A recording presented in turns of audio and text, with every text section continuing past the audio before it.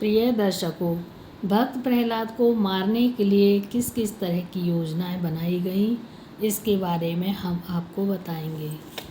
आप लोग सुनिएगा। श्री पराशर जी बोले, हे मैत्रेय जी, दैत्यों ने प्रहलाद द्वारा अन्य दैत्यों बालकों को उपदेश करते हुए देखकर दैत्यराज हिरण्यकश्यपु के भय से सारा वृतांत उससे कहा। दैत्यों द्वारा संदेश प्राप्त होते ही क्रोध से अनेक नेत्र लाल हो गए। उससे उसी समय अपने रसोइये को बुलाकर आदेश दिया कि मेरे पुत्र प्रहलाद की बुद्धि नष्ट हो गई है। वह दैत्य बालकों को पथभ्रष्ट करके कुमार्ग पर चलने का उपदेश करता है। ऐसे पुत्र का जीवित रहना दैत्य कुल के लिए अशोभनीय है। अतः उसके भोजन में तीक्ष्ण विष मिलाकर खिला दो, जिससे उसकी मृत्यु हो जाए। दैत्यराज हिरण्यकश्यपु की आज्ञा शिरोधार्य करके रसोइये ने प्रहलाद को भोजन में विष दे दिया, किंतु भगवान विष्णु के परम भक्त प्रहलाद जी भगवत कृपा से उस विषयुक्त भोजन को पचा गए। विष उन पर प्रभावहीन सिद्ध हुआ। यह कौतुक देखकर रसोइये के आश्चर्य की सीमा न रही। उसने दैत्यराज के सम्मुख आकर सारा वृतांत सुनाया। तब उसने अपने पुरोहितों को तत्क्षण कृत्य उत्पन्न करने का आदेश दिया। उस समय पुरोहित ने सर्वप्रथम प्रहलाद के निकट जाकर सामनीति का उपयोग करते हुए समझाया, हे त्रैलोक्य प्रसिद्ध दैत्यराज हिरण्यकश्यपु के श्रेष्ठ पुत्र, देवता अनंत अथवा अन्य से तुम्हें क्या प्रयोजन है। तुम्हारे पिता महाराज संपूर्ण लोगों के आश्रय स्वरूप पूजनीय हैं, इसलिए विपक्ष की स्तुति करके अपने पिता दैत्य शिरोमणि हिरण्यकश्यपु की आराधना करो। वे गुरुओं के गुरु हैं। पुरोहित के मुख से उच्चारण किए वचनों को सुनकर प्रहलाद जी गंभीर वाणी में बोले, हे श्रेष्ठ जन, आपके वचन सत्य हैं। इसमें जरा भी संदेह नहीं कि मेरे पिता परम गुरु हैं। मरीचि कुल समस्त संसार में प्रसिद्ध हैं और उसी कुल में हमारे पिता भी उत्पन्न हुए हैं। अतः ये पूजनीय हैं, किंतु आपका यह कथन सर्वथा अनुचित है कि अनंत से क्या प्रयोजन है। हे गुरुओं, आपको बुरा न लगे तो अनंत से मेरा जो प्रयोजन है वह सुनो। अर्थ, धर्म, काम और मोक्ष के ये 4 पुरुषार्थ माने गए हैं। उसी अनंत में दक्ष, मरीचि आदि ऋषियों का धर्म, अर्थ एवं काम की प्राप्ति हुई। ज्ञान, ध्यान तथा समाधि के द्वारा उन्हीं अनंत का तत्व ज्ञान प्राप्त करके भवसागर के कठिन बंधन से मुक्त होकर परम पद मोक्ष प्राप्त किए। धन संपत्ति, ऐश्वर्य, संतान, कर्म, मोक्ष आदि को प्राप्त करने का एकमात्र साधन प्रभु की आराधना करना है, जिसका ध्यान करने से सब कुछ प्राप्त होता है। उन्हीं के संबंध में यह कहना पूर्ण रूप से अनुचित है।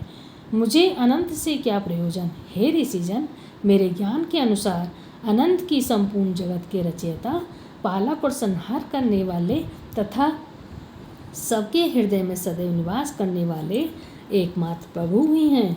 वे ही भोक्ता, भोज्य और जगदीश्वर हैं। हे गुरुवर, यदि आप सुलभ मैंने कुछ अनुचित वचन कहे हों तो कृपा करके क्षमा करें। तब पुरोहित ने संवेद स्वर में कहा, अरे मूर्ख बालक, हमने तो यह विचार किया था कि तू ऐसा उल्टी बुद्धि वाली बात नहीं कहेगा, इसलिए तुझे अग्नि में जलने से बचाया। यदि तू मेरे कहने से अपने मोह माया आग्रह को त्याग नहीं करेगा तो हम तुझे नष्ट करने के लिए कृत्य उत्पन्न करेंगे। मेरे हित में यही होगा कि दैत्यराज के कथनानुसार कार्य है। पुरोहित की वाणी सुनने के उपरांत प्रहलाद जी शांत एवं निर्भीक स्वर में कहने लगे, हे गुरुओं, कौन किसके द्वारा मारा जाता है, किसके द्वारा रक्षित होता है। शुभम एवं अशुभ आचरण ही जीवों की उत्पत्ति और विनाश का कारण है।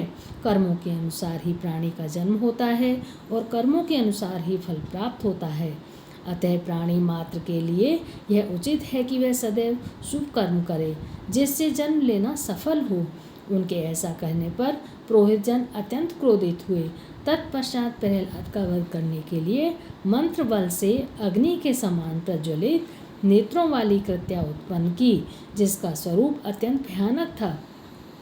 विशाल, गंभीर, पूर्ण रूप से काला था। उसके हाथ में त्रिशूल था और प्रकट होते ही वह भयंकर अट्टहास करने लगी। तब उसे प्रकट करने वाले पुरोहित ने प्रहलाद को मारने के लिए कृत्या का आदेश दिया। आदेश पाकर कृत्या पुनः एक बार अट्टहास की। तत्पश्चात अपने पैरों से पृथ्वी को कंपायमान करती हुई त्रिशूल लेकर प्रहलाद को मारने के लिए झपटी। पूर्व की भांति अविचल भाव से भगवान विष्णु का ध्यान करते रहे। अट्टहास करती कृत्या अपने त्रिशूल से प्रहलाद के वक्षस्थल यानी कि छाती पर प्रहार की। श्री पराशर जी बोले, हे मैत्रेय जी, कृत्या प्रहलाद की सीने पर प्रहार किए जाने पर उनका कोई अहित नहीं हुआ, बल्कि वह त्रिशूल टुकड़े टुकड़े होकर पृथ्वी पर गिर पड़ा। त्रिशूल क्या है? जिस प्राणी के हृदय में त्रिलोकीनाथ विराजते हों उस पर वज्र के प्रहार का भी असर नहीं होता। पाप से लिप्त पुरोहित ने निष्पाप बालक प्रहलाद को मारने के लिए कृत्या को उत्पन्न किए थे। वह कृत्या उन पुरोहित पर ही वार करके स्वयं नष्ट हो गई। अपने गुरुओं को नष्ट होते देखकर प्रहलाद जी उनकी ओर दौड़े और सर्वव्यापी जगदीश्वर का नाम पुकार कर कहने लगे, हे स्वामी, हे जगत स्पृष्टा जनार्दन, इन विप्रों की मंत्राग्नि स्वरूप विपत्ति से रक्षा करो। इस प्रकार कह बोले, यदि मैं सर्वव्यापी भगवान विष्णु को अपने विपक्षियों में भी स्थित देखता हूँ तो ये पुरोहितगण जीवित हो जाएं, जिन्होंने मुझे आग में जलाया, सर्पों से डसवाया। उन सब के प्रति यदि मैं सदैव मैत्री भाव से रहा हूँ, यदि मेरे हृदय में कभी पाप का संचार न हुआ हो, तो मेरे सत्य का प्रभाव से दैत्य पुरोहित को पुनः जीवन प्राप्त हो। यह कहकर उन्होंने पृथ्वी पर निश्चल मृत समान पड़े पुरोहितों को स्पर्श किया। उनके स्पर्श मात्र से ही पुरोहित जी उठे। तत्पश्चात भव से विनय भाव से हाथ जोड़कर कहने लगे, हे पुत्र, तू परम श्रेष्ठ एवं तेजस्वी हो, तू दीर्घायु लंबी आयु हो, बल बुद्धि पुत्र पौत्र तथा धन ऐश्वर्य से परिपूर्ण हो। इस प्रकार प्रहलाद को आशीर्वाद देकर वे पुरोहित दैत्यराज हिरण्यकश्यपु के पास जाकर सारा वृतांत बतलाया। भक्तजनों, इस कथा का हम यहीं समापन करते हैं। आगे हम तीसरे अध्याय में आपको बताएंगे।